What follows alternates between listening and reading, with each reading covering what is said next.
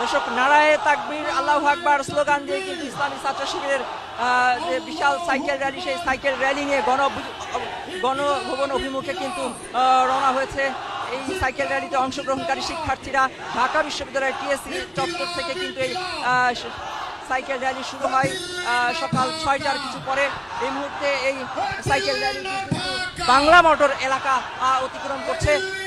Bangla motor অতিক্রম করছে, দেখতেই পাচ্ছেন শত শত সাইকেল, মাথায় জাতীয় পতাকা বেঁধে, গায়ে লাল টি শার্ট জড়িয়ে গণ অভ্যুত্থানের যে রং, সেই রংকে ধারণ করে কিন্তু তারা এই সাইকেল র্যালি নিয়ে গণভবন অভিমুখে যাত্রা করছে।